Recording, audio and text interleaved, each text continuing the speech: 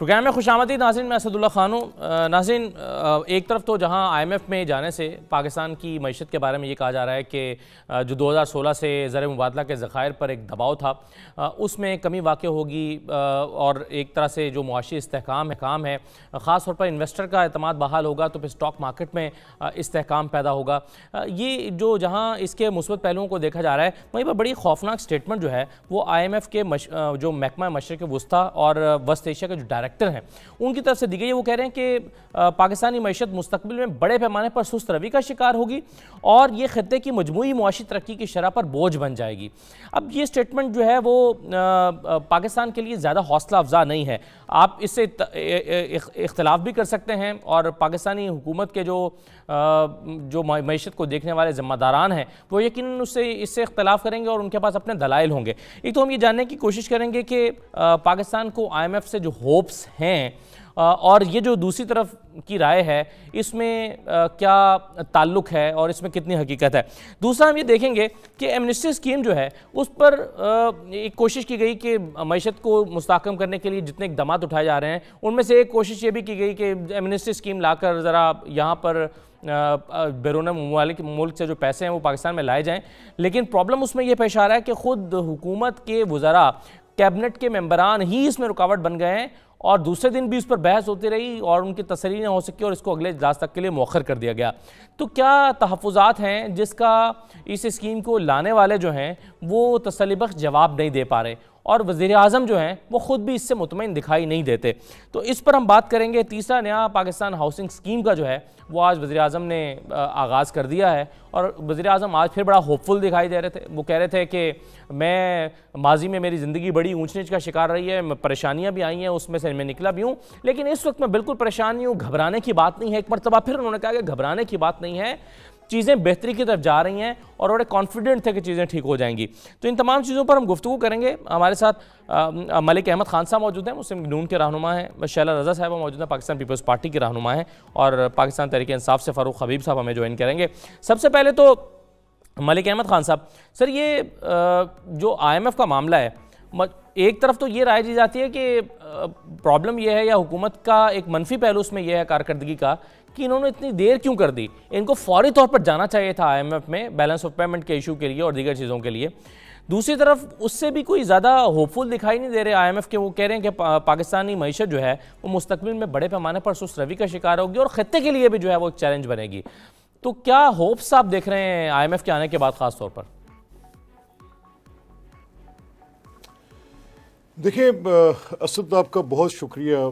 यहाँ बुनियादी सवाल ही ये है कि अगर IMF के पास जाना ही था तो IMF के पास जाने से पहले हुकूमत ख़ास तौर पर एक फ़ज़ा क्रिएट करती है और एक फील गुड फैक्टर होता है नई गवर्नमेंट के आने के साथ। ये ज़रूर होता है कि जब आप एक एज ए चैलेंजर आप किसी प्रीवियस इनकम्बेंसी को चैलेंज करते हैं और आप वोट मांगते हैं तो आप उसके ऊपर तनकीद करते हुए मांगते हैं, उन पॉलिसियों के साथ इख्तलाफ करते हुए मांगते हैं।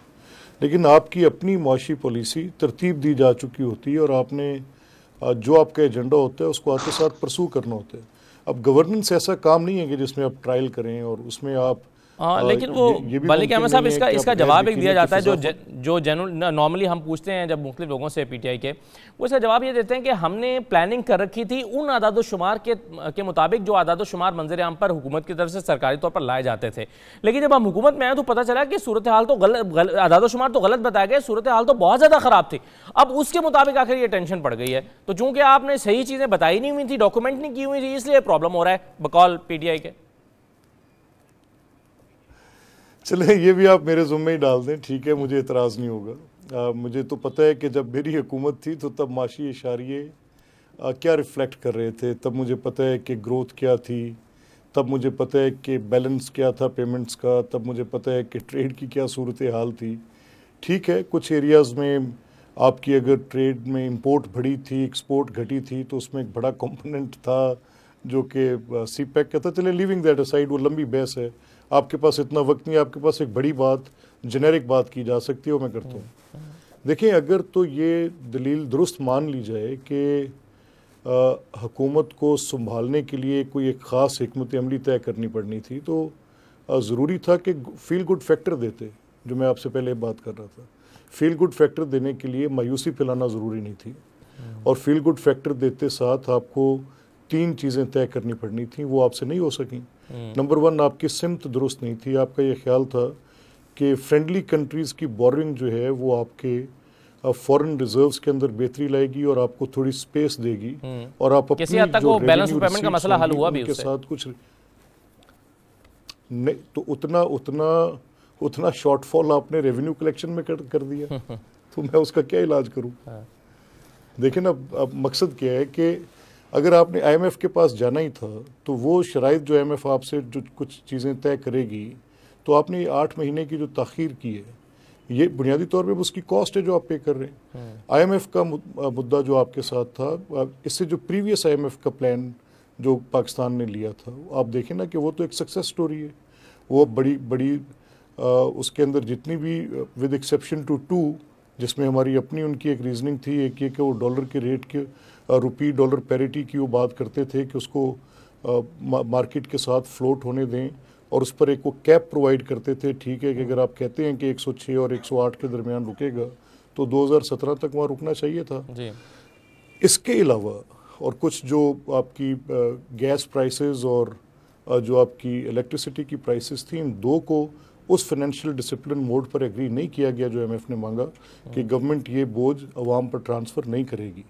लेकिन फिर भी वो IMF का लोन प्रॉपरली उस प्रोग्राम के ऊपर अमल दरामद भी हुआ और सही है, बिल्कुल ठीक है सर। अब मसला ये है कि आप कह रहे हैं थोड़ा सा मुख्तलिफ है। जी सर, मैं फ़ारूक हबीब साहब से अगर इस पर ले लूँ, फिर शैला साहबा से भी। फ़ारूक साहब, वो कह रहे हैं फील गुड फैक्टर जो है वो आपने ये वाला जो आपके लिए, जिसकी शायद इसके लिए पैसों की ज़रूरत नहीं थी, आपको हमको हौसला तो देकर रखते, इन्वेस्टर का जो मोराल है वो तो डाउन होने से बचाते। ये प्रॉब्लम क्या हुआ कि अभी तक, एक तो ये कि अभी तक चीज़ें संभली नहीं हैं, और दूसरा ज़्यादा ख़तरनाक बात यह है जिसका मैं जिक्र कर रहा हूँ, वो IMF के जो डायरेक्टर हैं वस्त एशिया और मशरिक़ वस्ता के लिए, वो कह रहे हैं कि पाकिस्तानी मईशत मुस्तक़बिल में बड़े पैमाने पर सुस्तरवी का शिकार होगी और ये ख़ित्ते की मुआशी तरक्की के लिए बोझ बन जाएगी।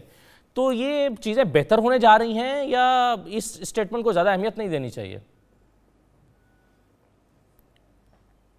देखिए, मैं समझता हूँ इस किस्म के जो हैं वो बयानात आते रहते हैं, और पाकिस्तान ने अपनी तरजीहात के ऊपर अमल करना है।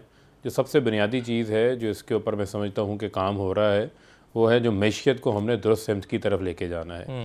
ये जो IMF की बार बार बात होती है, ये कोई IMF का पहला प्रोग्राम नहीं है।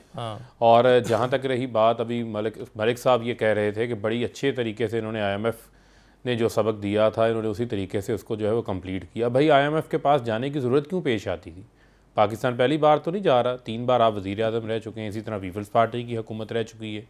क्योंकि हमारे पास अपने वसाइल ही इतने नहीं पैदा किए गए कि हमें जो है वो हर बार IMF के पास जाना पड़ता था, हमें बैलेंस ऑफ पेमेंट का इशू सामने आ जाता था, हमारे अखराजात ज़्यादा हैं, हमारी आमदन जो है वो कम है, टैक्स कल्चर जो है वो पाकिस्तान के अंदर पैदा करने की किसी ने आज तक कोशिश ही नहीं की थी। तो ये तमाम तर चैलेंजेस जो हैं वो हमने टैक्स कलेक्शन में, जिसकी तरफ अभी मलिक अहमद साहब ने इशारा भी किया, ये ग्रोइंग टैक्स कलेक्शन में भी कमी वाक़ई हो गई ना। मैं अभी मुझे ज़रा बात मुकम्मल करना है जी, मुझे बात मुकम्मल कर लेने, मैं उसकी भी रीज़न आपको बताता हूँ क्यों कमी वाक़ई हुई। देखें, जो बुनियादी चीज़ है वो ये है कि हमने, पाकिस्तान ने अपनी प्रोडक्टिविटी बढ़ानी है, जो मेड इन पाकिस्तान है उसको हमने एक्सपोर्ट करना है। उसके लिए वो टेक्सटाइल सेक्टर जिसकी इन्होंने चीखें निकाल दी थी, 40 रुपये के भाव जो है वो कबाड़ के भाव जो है वो पावर लूम बिकी है वहाँ पर, आज जो है वो इंडस्ट्री दोबारा चल पड़ी है। आज उनको आपने गैस सेक्टर के अंदर सब्सिडी दी है, उनके रेट राशनल किए हैं, बिजली के अंदर उनको सब्सिडी दी है ताकि उनका कॉस्ट ऑफ डूइंग बिजनेस कम हो, इंटरनेशनल मार्केट्स के अंदर वो जो है कम्पीट कर सके। इन 5 सेक्टर्स के ऊपर फोकस किया है। अब आ जाएँ आप FTA, जो रिव्यूड FTA साइन होने जा रहा है, जो प्राइम मिनिस्टर के दौरे के दौरान चाइना आपसे $1 बिलियन की जो है वो इंपोर्ट करेगा, यानी हम एक्सपोर्ट करने जा रहे हैं चाइना को, जिसके अंदर हमारी एग्रीकल्चर प्रोडक्ट्स शामिल हैं, जिसके अंदर चाइना वो हमसे ख़रीदेगा। ये बात तय हो चुकी है। फिर आ जाएँ आप, जो हिकमत अमली थी दोस्त ममालिक को साथ में लाने की, यकीनन वो हमारी मदद को सामने आए। ये उस वक्त हमारी मदद को सामने आए जब PMLN ख़जाना खाली छोड़ के गई हुई थी, रिजर्व्स का लेवल जो है बिल्कुल डाउन था। आज हमारे पास यहाँ हम उस वक्त IMF की जो फौरी कड़ी शरायत थी वो मान लेते, या हम उनके साथ हमें एक कुशन मिलता जिसमें हम उनके साथ एक अच्छी डील निगोशिएट कर सकते। तो उसके लिए ये जो टाइम बाय किया गया, IMF आपको क्या कहती है? IMF आपको कहती है आप अपनी फाइनेंशियल मैनेजमेंट बेहतर करें। आप गैस के सेक्टर के अंदर 157 अरब रुपए का आप खसारा छोड़ के गए हैं। पीपल्स पार्टी के दौर के अंदर वो जीरो था। 1200 अरब का आप जो है वो सर्कुलर डेट छोड़ के गए। बिजली के सेक्टर के अंदर 450 अरब आपने अदा किया था। कर्जे आप जो है वो मुल्की तारीख के रिकॉर्ड कर्जे जो है वो लेकर गए हैं। फिर आप कहते हैं जी कि IMF का हमने बड़ी बेहतरी के साथ मुकम्मल किया था। बेहतरी के साथ मुकम्मल नहीं किया था। इन्हीं के साहब फाइनेंस मिनिस्टर मिफ्ता इस्माइल साहब की जो है वो टीवी पर रिकॉर्ड स्टेटमेंट्स मौजूद हैं जिस पे उन्होंने कहा कि इसहाक डार ने जो डॉलर की फिक्टिशियस को रोका हुआ था, फिक्टिशियसली रोका हुआ था, उसको आप ओपनली उसको फ्लोट करने देते तो आज हमें वो दिन जो है वो नहीं देखने पड़ते। लेकिन तो दोस्त सिमत की तरफ कदम लिए हैं, मुश्किल वक्त जरूर था, अब उससे बाहर निकल रहे हैं। सही है, अब लेकिन पाकिस्तान ने अब जो ये बात ठीक है, अगर सही है, चले 20 बिलियन डॉलर की आपकी इन्वेस्टमेंट, मुझे सऊदी अरेबिया आपकी इन्वेस्टमेंट लेकर आ रहा है, राइट। 20 बिलियन अब डॉलर मुझे की एक बात तो समझ में आती है शैला साहबा, और वो ये है कि अगर आपने कंपनीज पाकिस्तान के अंदर स्पेशल इकोनॉमिक जोन से बात ब्रेक आ जाएगी, मैं जरा शैला साहबा को गुफ्तगू में शामिल कर लूं। शैला साहब, ये अगर तो देखें जैसे मईशत चल रही थी और साल से चल रही थी, अगर तो वैसे चलाना तो शायद ये किसी भी टीम के लिए इतना मुश्किल नहीं है कि उसको चलाता रहे। लेकिन अगर आपने उसकी बेसिस को ठीक करना है, अगर आप चाहते हैं कि वो जो आपको हर थोड़े अरसे के बाद IMF में जाना पड़ता है, या आपकी जो एक्सपोर्ट्स हैं उसको आपने मैनेज करना है, इंपोर्ट्स को कम करना है, अगर आप ये तमाम चीज़ें करना चाहते हैं और आपको फिर मईशत अच्छे तरीके से मिली भी ना हो, तो ज़ाहिर है ये तो होगा जो हुकूमत को कर रही है। तो शायद हुकूमत का इतना कसूर नहीं है कि हुकूमत ने डॉलर को जो फिक्टिशियसली रोका हुआ था उसको छोड़ा, या बाकी जो इकदाम किए हैं, तो कसूर हुकूमत का कितना हुआ इसमें, और फिर जो गुज़श्ता हुकूमत है उसका कितना हुआ? देखिए, मैं एक बात कहना चाहती हूँ। पहले तो फारूक हबीब साहब को ये बात याद दिला दूं कि ये जो कह रहे हैं कि चाइना को हम एक्सपोर्ट करेंगे, ये हमारे ज़माने के मायदे हैं, और हम ही ने आके एग्रो बेस्ड पॉलिसीज़ बनाई थी, और 2011 में ये हमने सारी बात उनसे की थी। उसमें और भी बहुत सी बातें जो अगर मुझे मालूम होता ये टॉपिक है, मैं वो पूरी डिटेल निकाल लेती। अब जो दूसरी बात है, हम जब बैठा करते थे साथ PTI के साथ, जब PTI ऑपोजिशन थी और PMLN गवर्नमेंट थी, तो हम ये बात करते थे कि IMF की तारीख का सबसे बड़ा कर्जा जो है वो PMLN ने लिया है।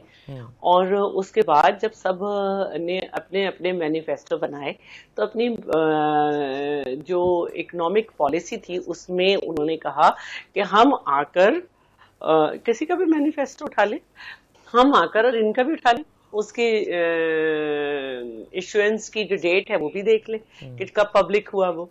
तो उसमें उन्होंने कहा कि जी हम आके बिल्कुल नई पॉलिसी देंगे, अपने अवाम को रिलीफ देंगे, और हम बल्कि इनके तो दावे थे ऑन रिकॉर्ड कि 200 माहिर माशियात हैं, तो जिनके लिए अब लोग मुख्तलिफ अल्फाज इस्तेमाल कर रहे हैं जो मैं नहीं करना चाहूंगी, ना मेरी पॉलिटिकल ट्रेनिंग इजाजत देती है। तो इसका मतलब ये था कि आपकी शॉर्ट टर्म, मिड टर्म और लॉन्ग टर्म पॉलिसीज होंगी जो कि सबकी होती हैं। तो अब मुझे नहीं मालूम कि आपकी जो अब पॉलिसीज आप बयान कर रहे हैं वो मिड टर्म है या लॉन्ग टर्म, लेकिन जो फौरी पॉलिसी है कि 9 महीने में आपने अवाम को कोई रिलीफ नहीं दिया है, और ये खुद स्टेट बैंक की और मुख्तलिफ रिपोर्ट्स आ गई कि अभी जो GDP है ये और कम होगा। यही तो कह रहे हैं ना, रिलीफ तो तब देंगे ना जब पैसे होंगे उनके पास। वो कह रहे हैं कि जी हमें तो 6.5 अरब रुपया रोजाना का सिर्फ सूद की मद में अदा करना पड़ा, कर्जा भी नहीं है ना। तो वो कह रहे हैं कि जी पैसे आप छोड़कर कोई नहीं है ना, ये तो सब मुश्किल वक्त चल रहा है, ये कौन तो मुश्किल वक्त चल रहा है, मुश्किल फैसले करने पड़ रहे हैं। ये तो कोई जवाब नहीं है, ये उससे कम मुश्किल नहीं है। हमारा बजट खसारा जो मुशर्रफ छोड़ के गया था इनसे बहुत ज्यादा था, और जो उस वक्त इंटरनेशनली पेट्रोल की कीमतें थी और क्रूड ऑयल की वो हाईएस्ट लेवल पर थी, और सब जानते हैं कि जो फ्रेंडली जो है वो इंपोर्ट किए जा रहे थे 550 से ज्यादा आइटम, और मुल्क में बहुत ज्यादा दहशतगर्दी थी। उसके बावजूद हमने ₹1.33 से ₹4 पे हम पर यूनिट ले गए, और हमने एग्रो बेस्ड पॉलिसीज बनाएंगे। जो फ्रेंडली आइटम्स इंपोर्ट हो रहे थे 350 से ज्यादा हमने आते ही बैन किए। अपने हमारा जो काश्तकार जो गंदम बोना नहीं चाहता था, भूल चुका था, उसको सब्सिडी दी, खाद पे सब्सिडी दी। आप मतलब ये होते हैं फौरी फैसले कि कौन सी फसल जो है वो हमें फौरन मिलेगी, हमने किस तरह से करना है। आपने अभी तक कुछ इस पे किया ही नहीं है। पेट्रोलियम मसनूआत पे आपने इतनी कीमत बढ़ा दी, पेट्रोल पे आप 42 रुपए से ज्यादा पर लीटर कमा रही है। तो आप शुक्र करें कि 11 रुपए नहीं बढ़ा दिए उन्होंने। समझती हूँ कि ये जो तो 9 अभी महीने रिलीफ दिया है कौम को।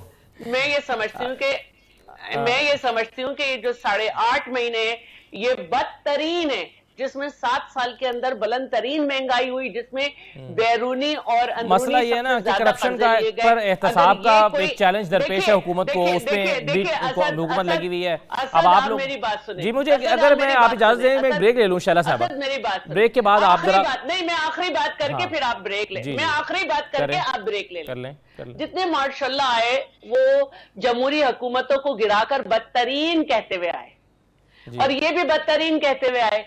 तो बात यह है कि अच्छे हालात तो कभी नहीं रहे, हर हुकूमत दूसरे पे बहुत कुछ छोड़ के गई, लेकिन इस तरह से अवाम को जो है भूख की और महंगाई की भट्टी में किसी ने नहीं झोंका। ना IMF को ये सुनना पसंद है कि हम जो है गुर्बत की लकीर से नीचे चले गए कितने % लोग, ना इमरान साहब को पसंद है। वो कहते हैं मैं कभी नहीं घबराया। आप इसलिए नहीं घबराए कि भाई आप बनी गाला में रहते हो, आओ जरा 80 गज के और 40 गज के घरों में आओ तो आपको पता चलेगा कि घबराहट क्या होती है। देखें वो अब तो गरीब लोगों के लिए घर बना रहे हैं ना, वो आज उसका कर दिया। आप उसका मजाक उड़ाते हैं कि 50 लाख घर ये नहीं बना सकते, आप मजाक उड़ा रहे थे और देखें उन्होंने इसको इनिशिएट कर दिया है।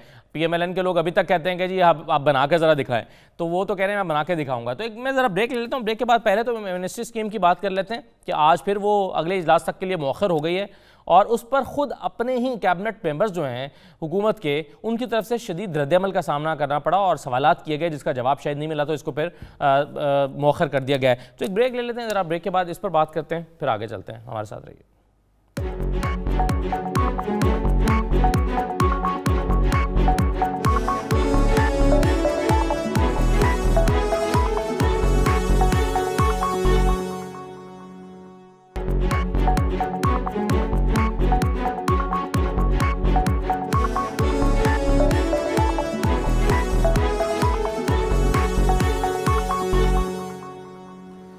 दोबारा खुशामदीद कहते हैं आपको। जो टैक्स एमनेस्टी स्कीम हुकूमत लेकर आ रही है उसको काबीना में 2 रोज़ तक मुसलसल डिस्कस किया गया, लेकिन उस पर एतराज़ात जो हैं वो कैबिनेट मेंबर्स के वो बरकरार रहे।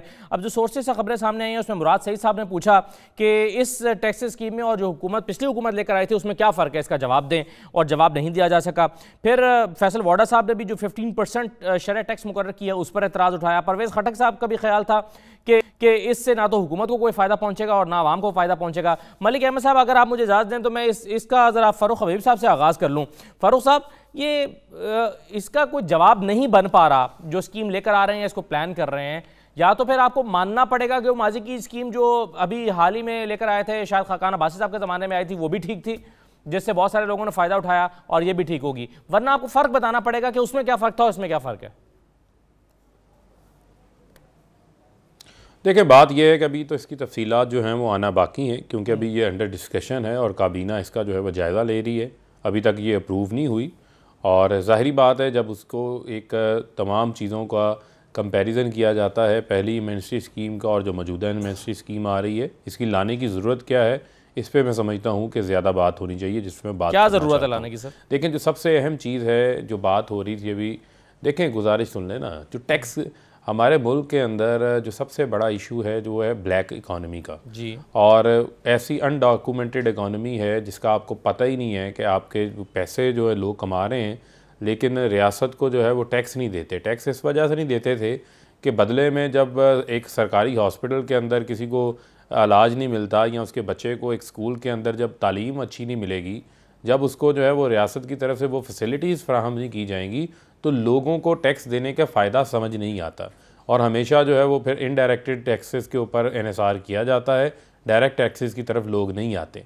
और मैं ये समझता हूँ कि अब लोगों को मोटिवेट भी करना है, एक उनको मौका फराहम करना है।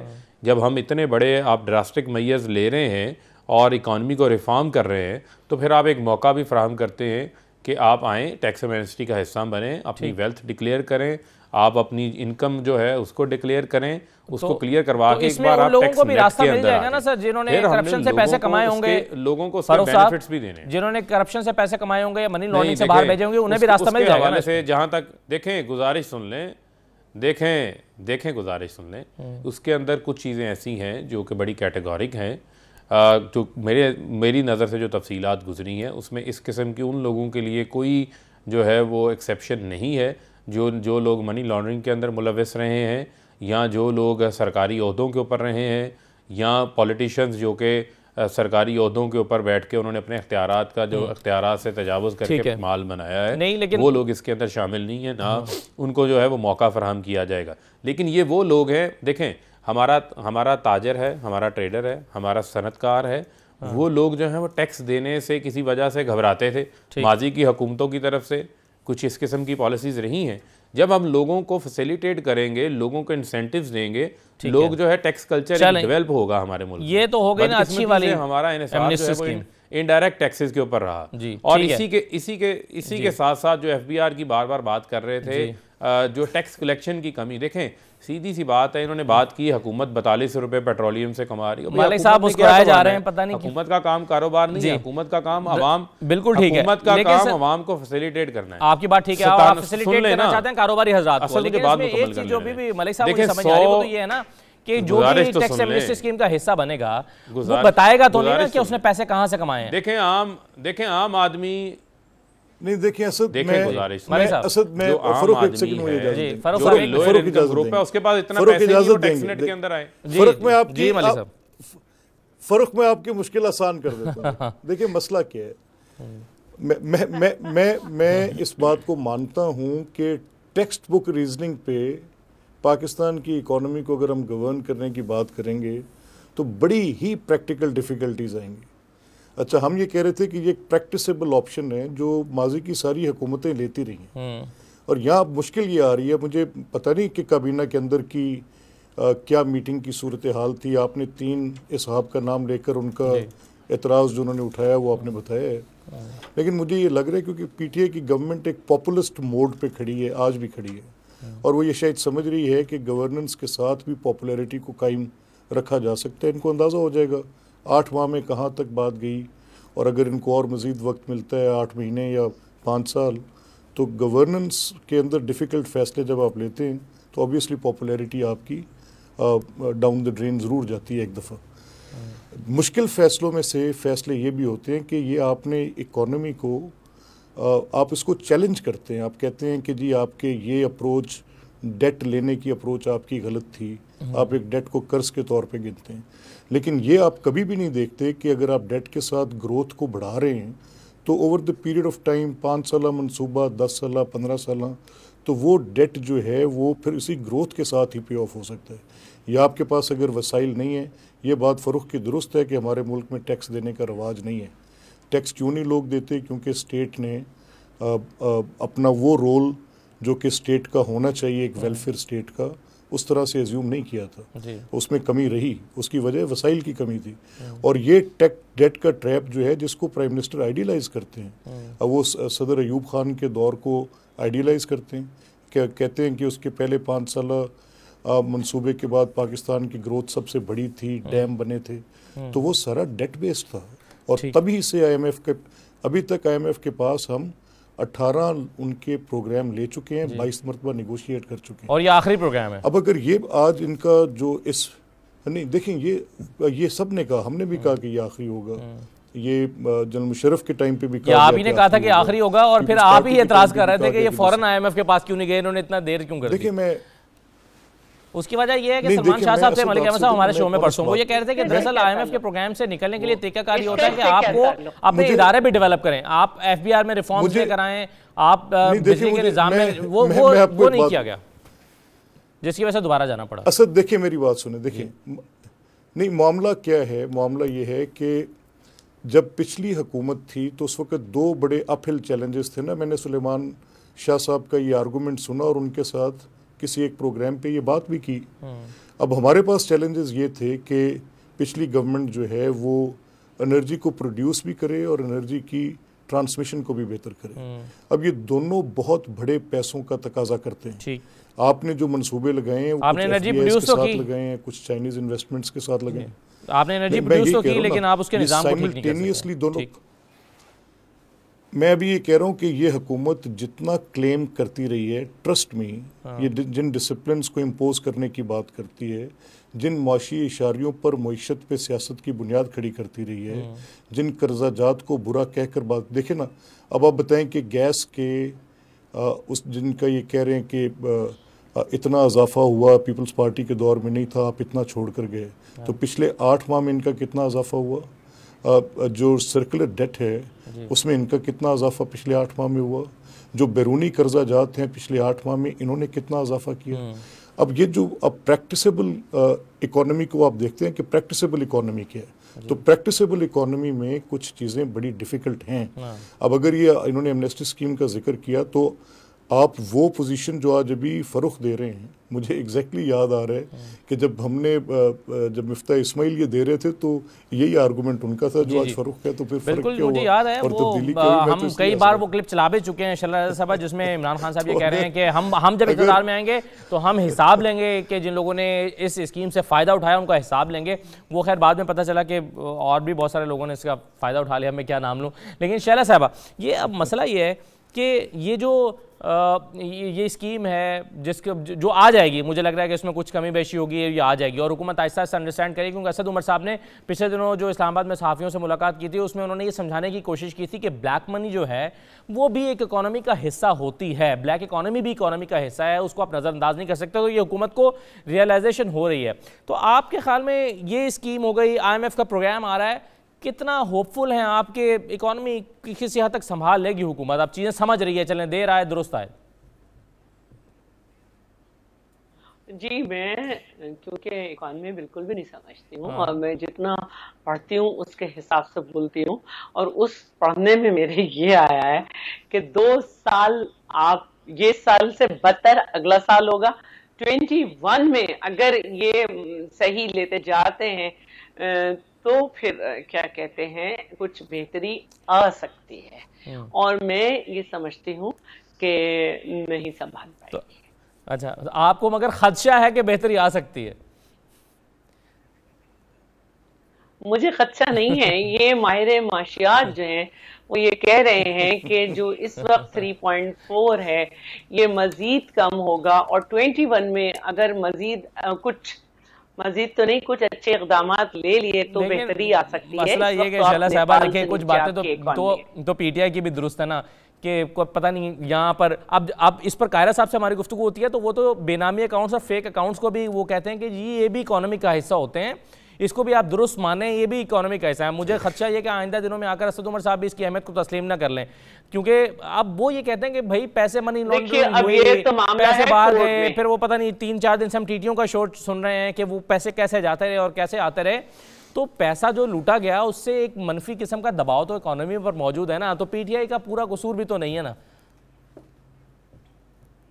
देखिए, मैं कसूर की और इसकी बात नहीं कर रही, क्योंकि कसूर तो 11.5 साल में आप आसिफ साहब का भी नहीं साबित कर सके, और जिन इदारों को आप अथॉरिटी मानते हैं उन इदारों ने उनको बेकसूर साबित किया। अब आने वाली चीजों में क्या होगा मुझे नहीं मालूम, बस मुझे ये मालूम है कि ये जो आदाद शुमार हैं जिनका आज ये रोना रो रहे हैं, ये नहीं रटे हुए थे और इनके पास सब चीजों का हल था, और कुछ ही लम्हों की बात थी, महीनों की भी नहीं, अगले ही दिन आ जाने थे पैसे और वो इधर के मुंह पे मारने थे और उधर को सही करना था। तो अवाम तो बेवकूफ बन गई ना। नहीं, वो इस तरह के वादे तो खैर सभी सियासी बातें करती रही हैं इलेक्शन कैंपेन के दौरान। आप नहीं देखिए करते हैं ना। मैं आपको एक बात बताऊं, आप इसको माने या नहीं माने, लेकिन यूरोपीय यूनियन के साथ इस वक्त सिंध में जो वुमेन इकोनॉमिक एम्पावरमेंट का प्रोग्राम चल रहा है उसकी 14 लाख तकरीबन 13.5 से 14 लाख वुमेन बेनिफिशियरी हैं जो इकोनॉमिकली एम्पावर्ड है, इंटरेस्ट फ्री लोन है। इस तरह हम ने जिस तरह से इन्वेस्ट किया, चाहे वो थर में किया हो या किसी जगह, वो सब रिजल्ट है। और हम ये चाहे हॉस्पिटल्स में हो, हमारे NICVD में, पाकिस्तान में जो सिंध सूबा है वो ये इकोनॉमिस्ट की रिपोर्ट है कि सूबा सिंध जो है वो 6ठे नंबर पे है best public private partnership programme में। तो आप कुछ सोचे, तो हम तो इन्हें दावत भी दे रहे हैं कि आए आप इन्वेस्टर्स को बुलाएं और थर में काम करें। अब ये कामयाब तजर्बा हो गया निकल ही नहीं पा रहे अपने कहे की बातों में। सही है। अच्छा, अब एक चीज़ जो चले मैं पहले ब्रेक ले लूँ, ब्रेक के बाद फिर मैं मलिक अहमद साहब से शुरू करते हुए, क्योंकि PMLN को ये बड़े डाउट्स थे कि ये जो 50 लाख घरों का वादा है ये तो पूरा हुकूमत नहीं कर सकती, तो अब उस पर इनिशिएट तो इमरान खान साहब ने कर दिया, 1.5 लाख घर तो अभी पहले मरहले में बन रहे हैं, तो क्या डाउट्स हैं? और फिर जो जितने इकोनॉमिस्ट हैं आज भी अभी शौकत तरीन साहब हमारे प्रोग्राम में मौजूद थे 7 बजे, वो कह रहे थे कि 45 किस्म की इंडस्ट्रीज जो हैं वो उठ जाती हैं और हुकूमत ने बिल्कुल दुरुस्त समत में कदम उठाया है। तो ऐसी बातों को तो अब क्या PMLN अप्रिशिएट करेगी ना? एक मुख्तसर ब्रेक ले लेते हैं, ब्रेक के बाद वापस आते हैं।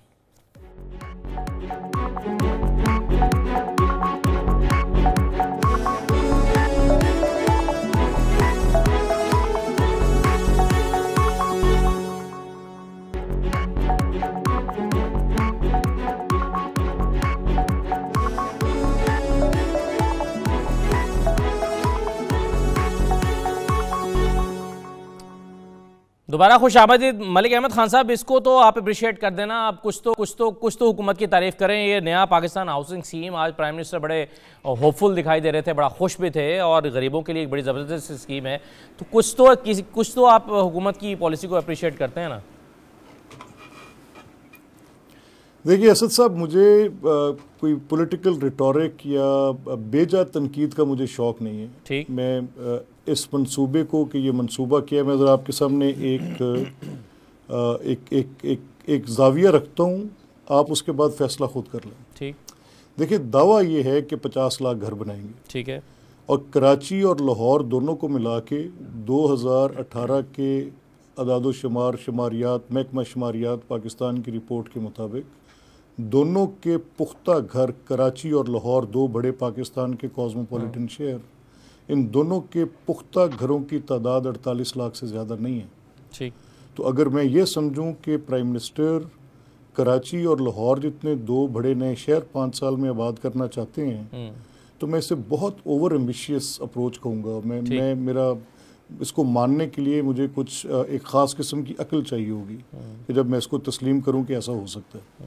अच्छा चलें, गालिबन अगर वो 50 लाख घर बनाने का जो इरादा रखते हैं, तो वो ये कह रहे हैं कि इसके साथ 40 अलाइड इंडस्ट्रीज़ हैं, तो PSDP पे तो आपने 70% का कट लगा दिया, जहाँ पर ये कंस्ट्रक्शन गवर्नमेंट सेक्टर में एक ऑलरेडी अरेंज्ड के अंदर होती थी, तो वहाँ पर वो 40 अलाइड इंडस्ट्रीज़ को आपने रोक दिया। वहाँ पे सरिया, सीमेंट, बिजली, मजदूर, गारा, लकड़ी, हर चीज़ रुक गई, और अब वो आप घरों की तरफ, जो कि एक प्राइवेट सेक्टर में, जिसका अभी कोई पब्लिक प्राइवेट मोड का डिज़ाइन क्लियर नहीं है, आपकी पॉलिसी बैंक्स के साथ मॉर्गेज की क्या होगी ये भी अभी वाजे नहीं है, आपने उसको किस मैकेनिज्म के तहत देना है इसके ऊपर अभी खदोखाल पूरी तरह सामने नहीं आए। तो फिर शायद ये मुझे कुछ उससे भी ज़्यादा एक ओवर एम्बिशियस सोच नज़र आएगी। ठीक है, घर बनने चाहिए। आज तक पब्लिक सेक्टर में इससे पहले प्राइम मिनिस्टीरियल स्कीम्स निकली हैं, जुल्फ़िकार अली भुट्टो शहीद के ज़माने में भी निकली थी, फिर मोहम्मद खान जुनेजो मरहूम के ज़माने में भी निकली थी। तो आपको लग रहा है कि ये प्रैक्टिकली शायद पॉसिबल नहीं है, ओवर एम्बिशियस है प्राइम मिनिस्टर? असद मुझे जरा मौका दे दें, आपने पहले भी सुन रहा था जी। सही है जी। फारूक हबीब साहब, ये तो सिर्फ आखिरी बात कह लूं, आखिरी बात कह लूं, ये ज़रूर होगा कि इस सिमत में ये अगर कोई कदम उठाएंगे तो ये दुरुस्त शेल्टर प्रोवाइड करने को कौन बुरा कहेगा, लेकिन ये उसी तरह की एक अप्रोच है जो वैसे नॉर्मली PTI की एक हॉलमार्क है कि बस बात कर दो, होनी है तो नहीं होनी बात। ठीक है जी फारूक साहब।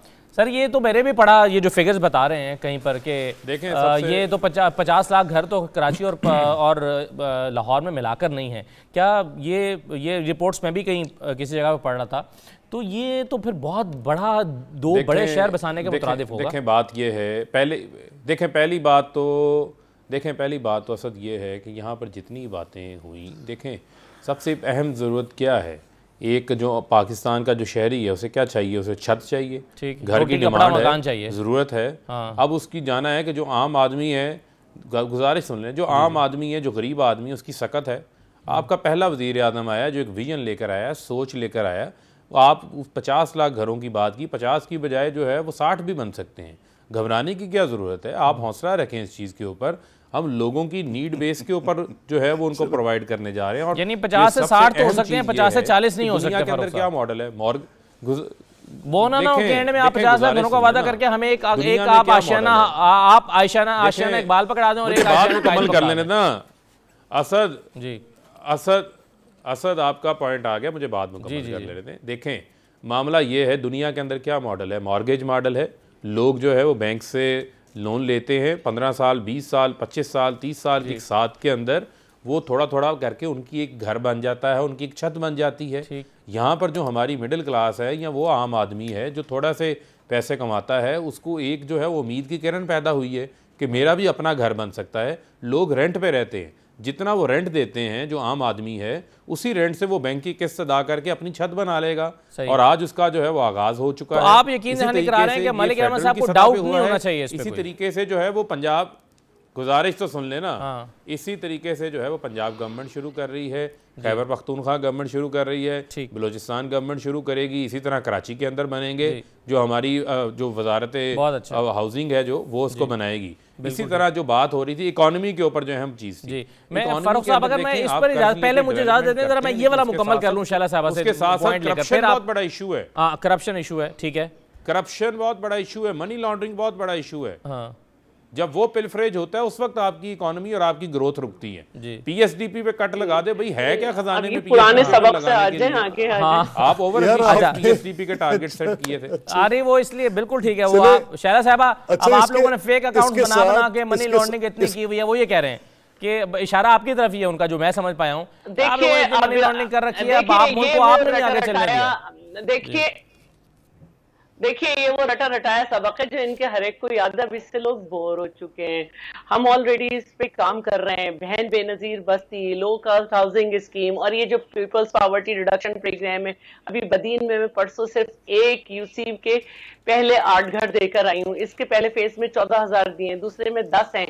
पाकिस्तान पूरे हमारे यहाँ काफी मिसालें मौजूद हैं। जुल्फकार अली भुट्टो के जमाने की 500 quarter colony, Nusrat Bhutto colony, जहाँ पे लोगों को जो है वो लो कास्ट हाउसिंग देके फिर कर्जे देके, ये बहुत सारे प्राइम मिनिस्टर कर चुके हैं। ये 50 लाख तो नहीं बनाया ना आपने, लेकिन ना जी वो तो 50 लाख बना रहे हैं ना, वरना फर्क तो ये है ना 50 लाख नहीं बन सकते। इसके लिए 60 भी बन सकते हैं, बन ही नहीं सकते। 60 भी बन सकते हैं। आप 50 की बात कर रहे हैं। बन तो बहुत कुछ सकता है, लेकिन ये नहीं बना सकते। बस नथिया गली हाउसिंग स्कीम तो संभाल ही सके। ये आपकी ख्वाहिश है या जो अथॉरिटीज थी नहीं, मेरी ख्वाहिश नहीं, मैं सच्चाई बता रही हूँ। अथॉराइज्ड जो अथॉरिटी थी उनसे पूछे बगैर जी आसिफ अली जरदारी के आके लो कास्ट हाउसिंग स्कीम वगैरह को देखें, कोई फेक नहीं है। आपका नथिया गली हाउसिंग स्कीम में नैब उतर चुकी है, उससे मजाज अथॉरिटी से पूछे बगैर जगहों पे कब्जे किए गए। आप पता नहीं क्या बातें करते हैं, किसको आप दिखा रहे हैं। एक तरफ आप कहते हैं नैब का और हमारा गठजोड़ है, दूसरी तरफ आप कहते हैं नैब केपीके में कार्रवाई भी कर रही है।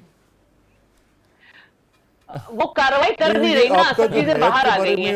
वरना मैं अभी 2 हफ्ते के बाद मैं असेंबली में रेजोल्यूशन लाऊंगी कि अवाम को हुकूमत ने बेवकूफ बनाया। वाउडा साहब ने कहा था कि 4 हफ्ते के बाद नौकरियां होंगी, हुई नहीं। अब 2 हफ्ते हो रहे हैं, एक आध हफ्ते का और मार्जिन दे देना, एक आध हफ्ते का थोड़ा टाइम दे दें, कोई एक आध हफ्ता ऊपर नीचे हो सकता है। मैं कह रही हूँ 2 हफ्ते के बाद लाऊंगी मैं 2 हफ्ते के बाद लाऊंगी। मैंने कहा है असद में जाते छोटी सी बात और ये करप्शन और मनी लॉन्ड्रिंग के बारे में भी इनका यही ख्याल है। करप्शन और मनी लॉन्ड्रिंग इनका मामला छोड़े। आज करप्शन और मनी लॉन्ड्रिंग की जो ये बात करते हैं ना, ये भी इतनी ही इनकी वो जैसे 50 लाख घर है, इसी तरह के इनके कॉन्सेप्ट से नहीं। लेकिन अगर उन्होंने बना दिए तो फिर आपको ये भी मानना पड़ेगा कि लॉन्ड्रिंग भी हुई है और करप्शन भी हुई है। फिर अगर उन्होंने ये, अगर आप इसको दोनों को जोड़ के देख रहे हैं। बहरहाल बहुत शुक्रिया मलिक अहमद खान साहब, फारूक हबीब साहब और शैला राजा साहब। ये आज का राजी प्रोग्राम था, इजाज़त दीजिए, अल्लाह हाफ़िज़।